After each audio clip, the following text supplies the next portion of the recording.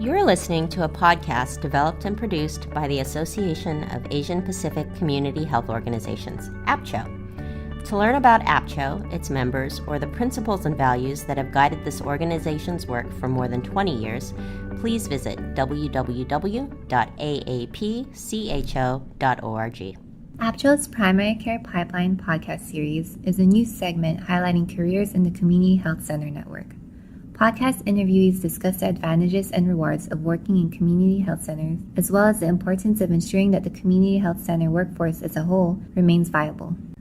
Dr. Winston Wong, formerly the Medical Director at Asian Health Services in Oakland, California, is the Medical Director for Community Benefit and the Director for Disparities Improvement and Quality Initiatives at Kaiser Permanente. In this episode, Dr. Wong speaks with AAPCHO's Communications Assistant, Beverly Quintana, about the benefits of working as a family physician in a community health center and how primary care in the United States can be strengthened. Hi, I'm Winston Wong. I'm a family physician, and I'm the Medical Director for Community Benefit here at Kaiser Permanente. Dr. Wong, could you tell us why you chose a career with a community health center before you joined Kaiser? Yes, sure. I started at a community health center actually way before I was a physician. So I actually was there as a volunteer first, and then subsequently I also was on the board of directors even before I was a physician for Asian Health Services, and it's a very rewarding experience. It's been said before that community health centers are at the forefront of healthcare. Is that beneficial to you as a physician? Community health centers are doing some of the most innovative work in our industry. For example, a lot of the discussion around the patient-centered medical home actually speaks to elements that existed within community health centers from the very beginning when they first got started in the 1960s.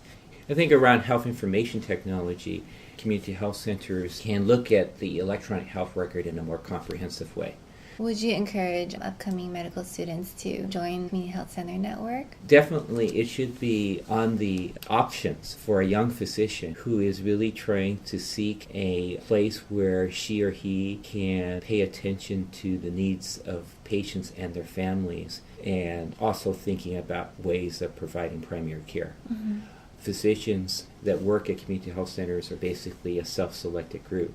It takes a certain kind of person who wants to really devote his or her professional life working with underserved communities. But it's for individuals who see that that's really at the essence of what we're trying to do as doctors.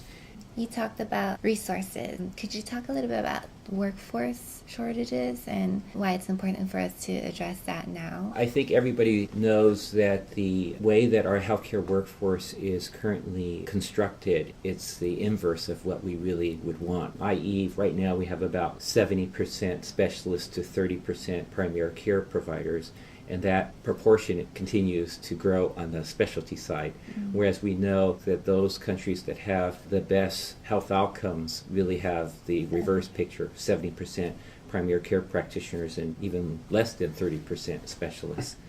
So we know that there's a shortage in our healthcare system, and it's probably most acute in underserved communities. There is this understanding that we need to go a different direction for America overall, and then particularly how critical it is to have well-trained, dedicated primary care physicians in a community-based setting.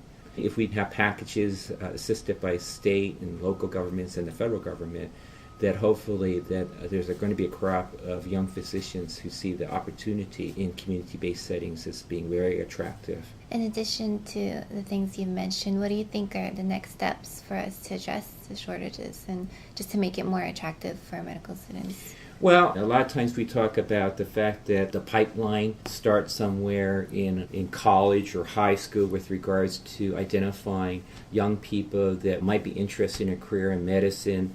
I think that same kind of thinking actually has to apply towards how we cultivate people who think about primary care as a real satisfying job. If we make the most impact on the health of our community, it's got to be in public health and it's got to be in primary care. So we need to provide really strong role models and also demonstrations and displays of how rewarding primary care is in the spectrum of medicine. And it offers personal growth, technology, application, and also work style issues that are very rewarding. And we need to start that even as early as high school or even middle school. Well, thank you so much, Dr. Wong. Do you have anything else to add for the podcast audience? Well, I certainly think that the podcast audience should look for opportunities to expose themselves to what the settings are at community health centers. There's a lot of really great doctors that are now serving in community health centers who really represent the profession in kind of its highest ideal, i.e. applying intellectual knowledge to caring for folks most in need. I think that's the epitome of what being a physician's about.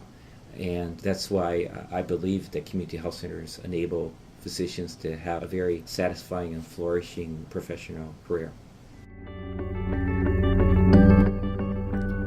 This podcast was brought to you by AAPCHO. Please join the conversation on our Facebook fan page at facebook.apcho.org and tune in for our next podcast at www.aapcho.org.